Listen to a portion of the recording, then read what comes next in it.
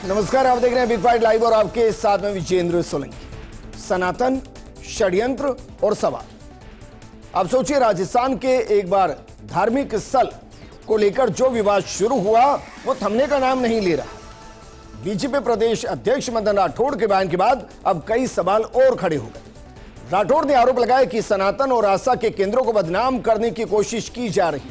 साथ ही उन्होंने बुटाटी धाम मंदिर चढ़ावा विवाद को लेकर कांग्रेस पर भी निशाना साधा। मदन राठौड़ का दावा है कि धार्मिक स्थलों की प्रतिष्ठा को नुकसान पहुंचाने वाली गतिविधियों के पीछे एक बड़ी साजिश हो सकती है, जबकि विपक्ष इन आरोपों पर अपनी अलग दलील दे रहा है। तो सवाल यह कि क्या आस्था से जुड़े मामलों में आरोपों की जांच जरूरी है या ये सिर्फ सियासी बयानबाजी है? आज बात इसी मुद्दे।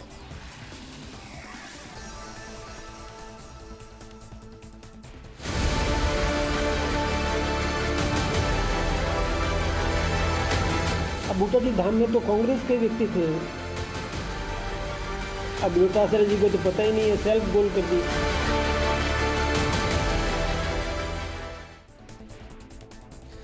बात दरअसल ये है ही नहीं कि कांग्रेस या बीजेपी, बात यह है कि जिनको संरक्षक बनाया गया है क्या वही भक्षक है, और क्या जहां जाकर माया से परे मोक्ष की आराधना होती है, क्या वहां मोक्ष से इतर होकर माया के अधीन ही हर कोई बन चुका है?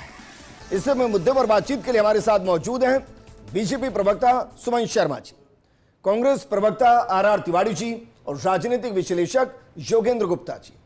आर तिवारी जी, शुरुआत आपके साथ। क्या वाकई में इसको कांग्रेस, बीजेपी या सनातन से जोड़ना चाहिए? क्योंकि बुटाटी धाम के अंदर जो सवालों के घेरे में है उनमें से तो कई ऐसे हैं जिनकी पृष्ठभूमि कांग्रेस या जो कांग्रेस द्वारा अपॉइंटेड।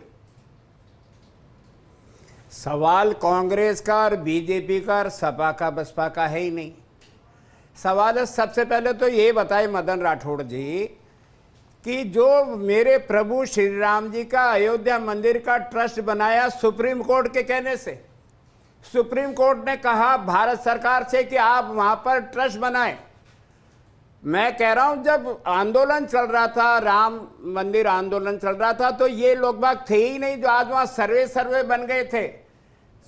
आंदोलन तो चला रहा था निर्मोही अखाड़ा, आंदोलन चलाने वाले दूसरे संत महात्माएं थे, लेकिन फिर भी देश के जो प्रधानमंत्री जिनका नारा न खाऊंगा न खाने दूंगा, उन्होंने जिन लोगों को नियुक्त किया वो सारे के सारे आरएसएस के पृष्ठभूमि के, जिनके बारे में कहा चाल चरित्र चेहरा इनसे ज्यादा ईमानदार हो नहीं सकता। मैं कह रहा हूं सुमन बहन, आज आप भारतीय जनता पार्टी की तरफ से प्रवक्ता बन करके आई हैं।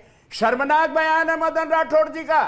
अरे चंपत राय महामंत्री आप ही ने नियुक्त किया, अनिल मिश्रा तो यजमान रहे, आपने प्रधानमंत्री जी को यजमान बनाया। अगर वो चोरी कर रहे हैं, चोरी की घटनाओं के आपको देखी गवाह। आपकी राम भक्ति की मैं प्रशंसा करता हूं सर, लेकिन शायद मैं आपसे इतना दूर नहीं कि आप ये सुन ना पाए हो कि मुद्दा बुटाटी धाम का है और उसमें जो आरोप लगे हैं उसके कुछ दाग कांग्रेस तक भी पहुंच रहे हैं। इस पर आपका क्या कहना है? मैं फिर कह रहा हूं, कांग्रेस, बीजेपी, सपा बसपा है ही नहीं। चोर चोर होता है, वो कांग्रेस का और बीजेपी का नहीं होता। चोर को सजा दो। वो बुटाटी धाम में हमारा कोई काका नहीं है, वो पार्टी का संगठन का, हम लोगों ने वहां पर नियुक्त नहीं किया देवेंद्र बुटाटी को। ये बुटाटी धाम का जो ट्रस्ट बना हुआ है उसमें कांग्रेस का आदमी हो सकता है, लेकिन कांग्रेस पार्टी ने या कांग्रेस की सरकार के टाइम का नहीं है वो नियुक्ति, लोगों ने उसको चुना है। मैं कह रहा हूं, अगर देवेंद्र बुटाटी के यहाँ पे अगर 20 करोड़ की हेरा फेरी हुई है जी, तो आप पकड़ो ना, आप चंपत राय को भी पकड़ो, अनिल मिश्रा को पकड़ो, एसआईटी गठित करते हो। वहां अगर श्री राम मंदिर के अंदर चोरी होती है, वहां के व्यवस्थापक कहते हैं चंपत राय जी को, तो आप उनको हटा देते हो। 80 करोड़ रुपए की जमीन खरीदते हैं चंपत राय जी इस नाम पर कि वहां गौशाला बनाई जाएगी। तिवारी जी, भाई इतना ज्ञानवर्धन कर रहे हैं तो जरा ये भी बताइए कि चंपत राय के नाम पर कितनी संपत्ति है इस वक्त? बैंक में कितने अकाउंट के अंदर पैसा है चंपत राय के? कितना है? मैं कह रहा हूं कितना है? मेरे सामने मेरे घर में चोरी हो रही कितना है मैं पूछ रहा हूं। मेरे सामने पैसा चंपत राय के अकाउंट में कितना पैसा है? आजकल चंपत राय के अकाउंट में कितना पैसा है? मैं कह रहा हूं कितनी प्रॉपर्टी चंपत राय के नाम है? चलिए छोड़िए सर, चंपत राय के कितने बच्चे हैं सर? आर तिवारी जी, कार्यकाल में करोड़ों आर रुपए तिवारी की जी, हेराफेरी हुई या नहीं? अरे भाई यूं तो 2G हुआ, आपका 2G हुआ, कॉमनवेल्थ हुआ, तो क्या वो सोनिया गांधी राहुल गांधी ने किया? क्या डॉक्टर मनमोहन सिंह ने किया? मैं समझा नहीं आपका। 2G हुआ, कॉमनवेल्थ हुआ और कई घोटाले हुए, तो क्या डॉक्टर मनमोहन सिंह ने किए? अरे उनके कार्यकाल में हुए सर, कोर्टों ने दिया ना उनके फैसला। कार्यकाल में हुए। अनुमान के आधार पर आपने क्या ऐसा नहीं, ऐसा नहीं। योगेंद्र गुप्ता जी, मैं कह रहा क्या वाकई में जो कहा जा रहा है कि भाई सनातन को सवाल किया जा रहा है? एक मिनट सर, आर तिवारी जी, योगेंद्र गुप्ता जी, क्या एक वो संक्रमण काल इस वक्त चल रहा है जिसमें सनातन के जो बड़े बड़े धार्मिक स्थल हैं उनको एक घेरे में लिया जा रहा है? क्योंकि जब मैं बुटाटी धाम को पढ़ रहा था और इस पर लगे एलिगेशन को पढ़ रहा था, उसमें आरोप तो यह भी है कि भाई 1100 पन्नों की हमने रिपोर्ट दी, वो ली ही नहीं। जहां से ये सारे फैसले हुए वहां 13 में से 6 सदस्य थे, बाकी थे ही नहीं। जो सीए जिसको अकाउंट पूरा संभालना था उसके बयान ही नहीं हुए। इसके अलावा बाकायदा पूरी डिटेलिंग देने की कोशिश की गई तो ली ही नहीं। देखो विजेंद्र, इसको थोड़ा सा आपको परे हट के देखना पड़ेगा, क्योंकि हम लोग अगर राजनीति के चश्मे से देखें तो आधी कहानी कुछ और है, आधी कहानी कुछ और है। ये सत्य है कि भारतीय जनता पार्टी जब से सत्ता में आई है तो सनातन उनका मजबूत आधार रहा है, और उन्होंने अपने आप को बिल्कुल ये साबित किया है कि अगर सनातन का कोई रक्षक है, सनातन को आगे बढ़ा सकता है और सनातन संस्कृति को कोई अगर आगे ले जा सकता है तो भारतीय जनता पार्टी है। और इसका काट विपक्षी दलों के पास फिलहाल अभी तक नहीं मिला। अब जब आप इस लेवल तक चले जाते हैं तो डेफिनेटली गलतियाँ होती है, क्योंकि कोई भी निष्पक्ष नहीं हो सकता। अब भारतीय जनता पार्टी को करना यह था कि जिस जनातन के झंडे को इतना ऊंचा उठाया, तो ये तो इनको करना चाहिए था कि किसी भी हालत में कहीं भी ऐसा कोई लेकुना नहीं हो, कोई ऐसा छिद्र ना हो जिसकी वजह से कोई सवाल उठाने का मौका मिल जाए। क्योंकि राम मंदिर में कितना हुआ कितना नहीं अलग बात है, लेकिन कुछ तो हुआ है।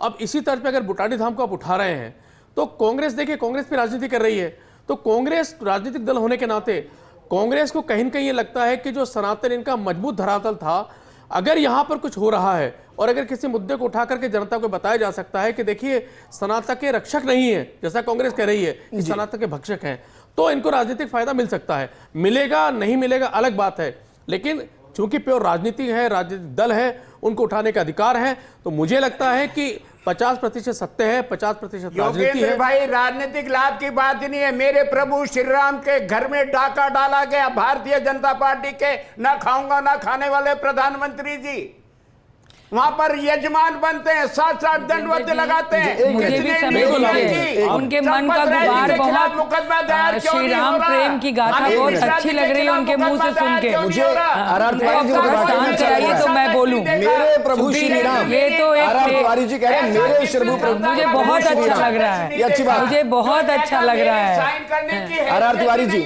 आर तिवारी जी, आपको पता है देश कितना बदल गया काल्पनिक राम से मेरे प्रभु श्री राम तक पहुंच गया है। तो मैं कुछ बोलूं, मैं बहुत देर से चुपचाप सुन रही थी आर तिवारी जी को। अब मुझे देखिए, मैंने बिल्कुल डिस्टर्ब नहीं किया। डिबेट सही तरीके से हो, ये अपनी चेष्टा होनी चाहिए।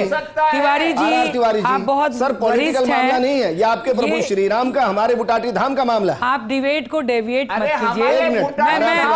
जो वही तो कह रहे हैं सर, अब ये नहीं, ये टेप रिकॉर्डर की तरह बजते रहेंगे तो ये डिबेट हो नहीं पाएगा।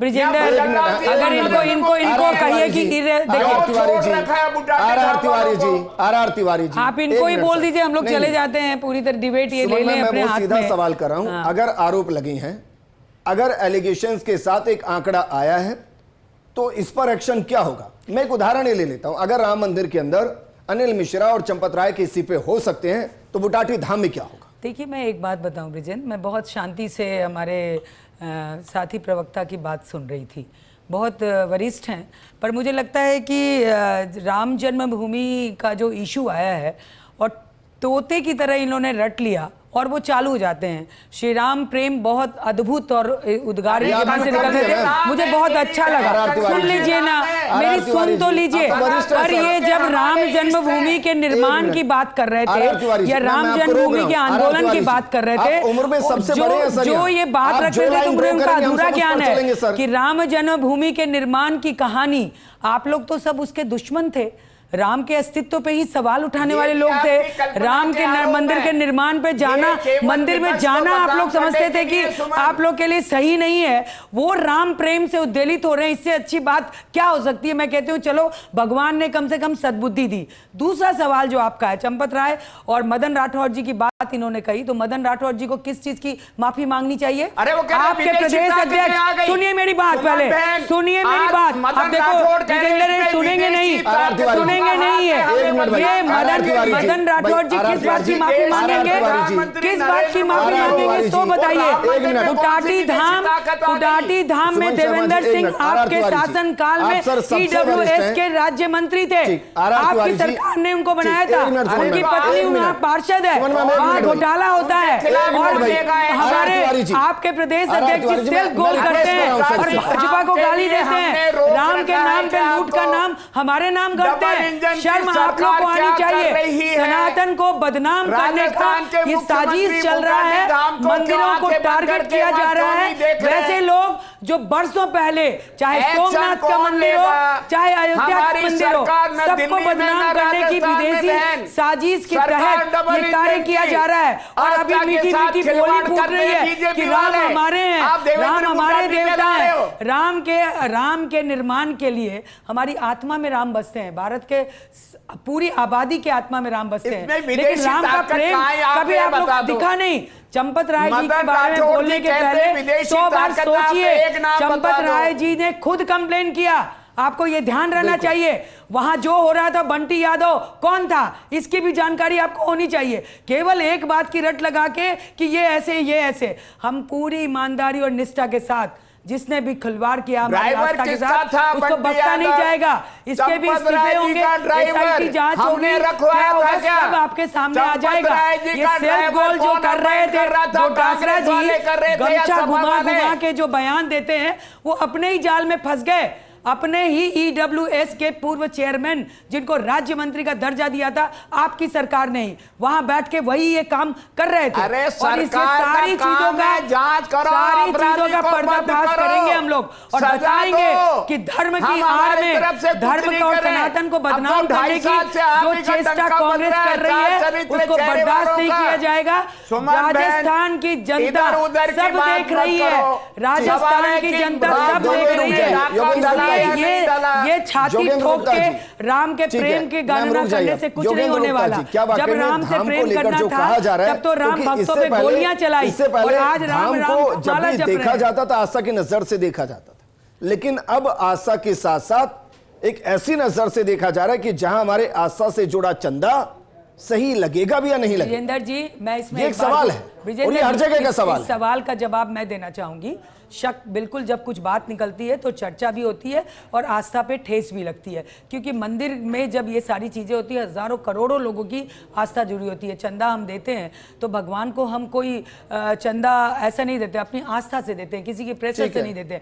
लेकिन अगर वहाँ ऐसी गड़बड़ियाँ आती है तो इन सब घटनाओं को देख के जो मुझे या हम जैसे सारे लोगों को लग रहा है कि कोई ना कोई षड्यंत्र चल रहा है। मंदिरों की स्थिति आपको पता है कि हमारे यहाँ एक विभाग बना है, कुछ मंदिर उनके साथ है, दिशा में आप कुछ जा रहे मंदिर नहीं, मैं जाने नहीं हूँ। मैं आपकी बात को बड़ा करता हूं सुमन मैम। आपने कहा कि चंपत राव को लगा कि भाई वहां पर गड़बड़ी हुई है, बहुत जरूरी है। तो क्या विदेशी ताकतें राम मंदिर के अंदर गड़बड़ी कर रहे थे? सारे तो वहीं के अपॉइंटेड है, बुटाटी धाम के अंदर सारे तो यहीं के अपॉइंटेड है।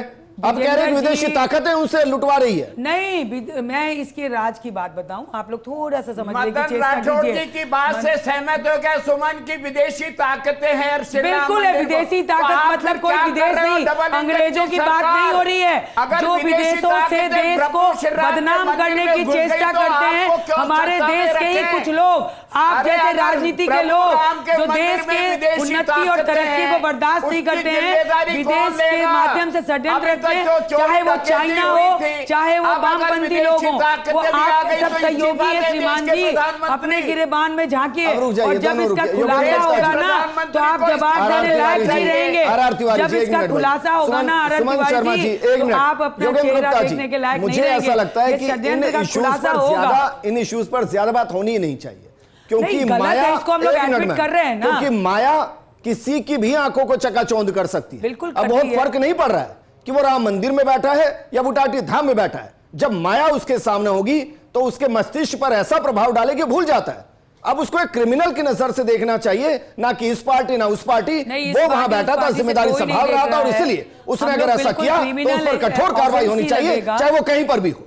देखो विजेंद्र, एक जो भारतीय जनता पार्टी की बात से मैं सहमत नहीं हूं कि ये जो बार बार कह रहे हैं कि विदेशी लोगों का इसमें कोई हाथ है, विदेशी षड्यंत्र है, देखिए सरकार केंद्र में आपकी है, राज्यों में आपकी सरकारें हैं। धार्मिक आस्था अब आप पे बार बार ये चोट कहना है कि ये करेंगे, कहना इसका मतलब अपने आप को बार-बार आप कमजोर कुछ ना बता। कुछ सुमन जी, आप लोगों को लगता है कि नहीं, सनातन सुमन जी, को आप कैसे ग्रैब करें, सुमन जी, कैसे इसको करें, ये तो हमारे हाथ से निकल गया। देखिए तो सुमन इस जी, मुद्दे को रिवाइव करने के लिए ये सारी चीजें की जा रही है। जांच में सब सामने आ जाएगा, आप देखिएगा योगेंद्र जी, जांच में सब चीज सामने आएगा। इसलिए मैं कह रही हूँ कि षड्यंत्र से सावधान होंगे और इनके चेहरे पे ही चाटा लगेगा।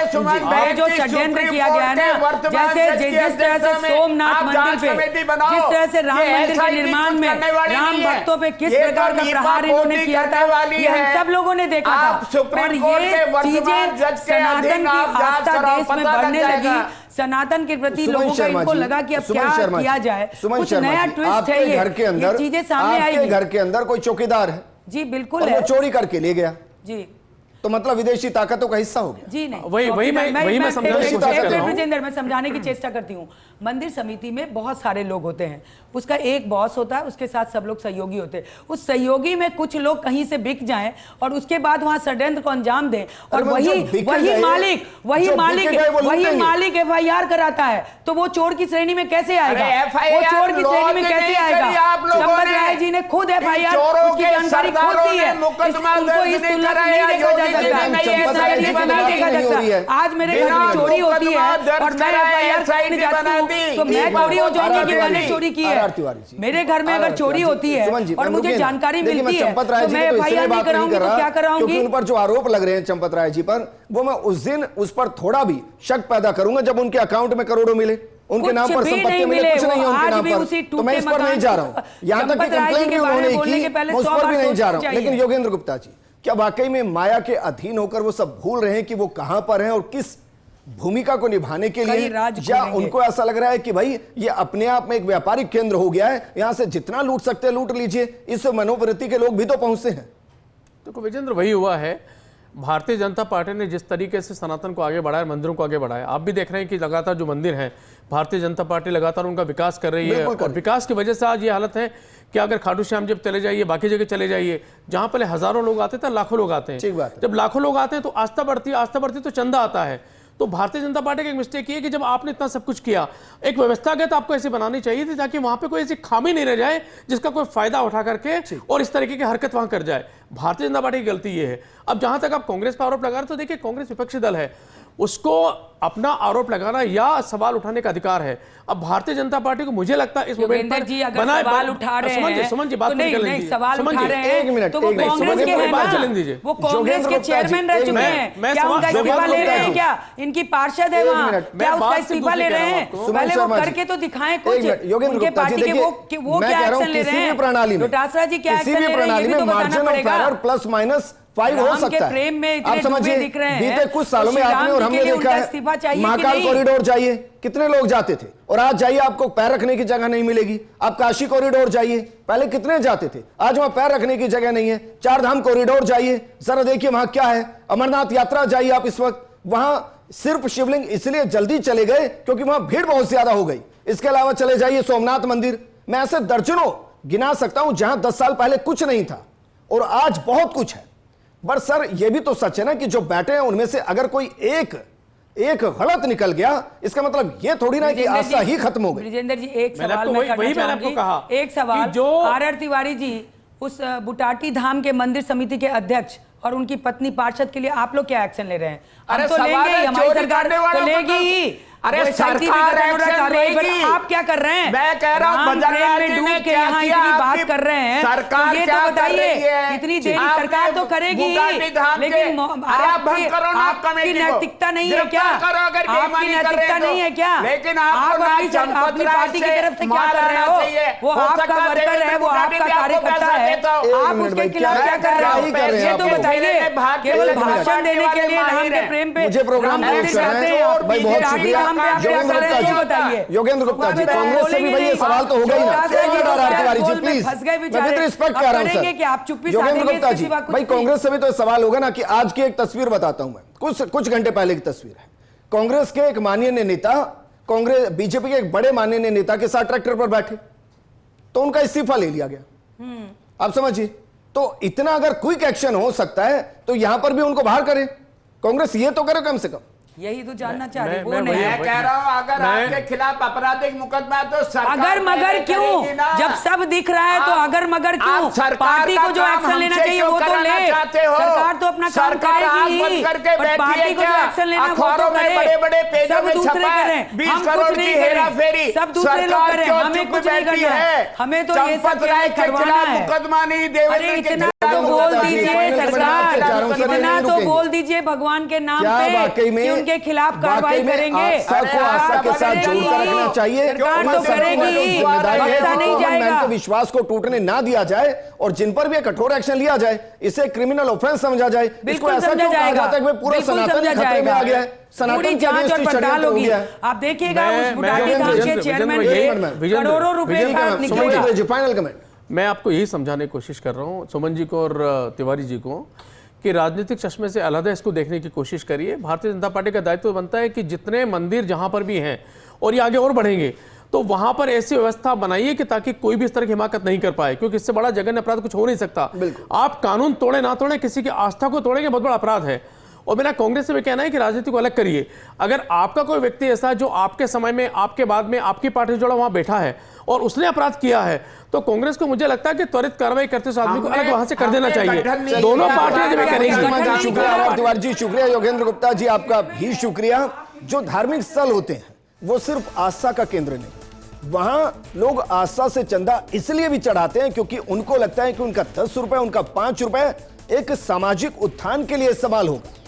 अगर उसमें कोई भी गड़बड़ी है तो उस पर एक कठोर एक्शन होना चाहिए। लेकिन मैं व्यक्तिगत तौर पर इसको नहीं मानता कि सनातन खतरे में। सनातन आदि काल से है, अनंत काल के लिए। इस प्रोग्राम में फिलहाल इतना ही। नमस्कार।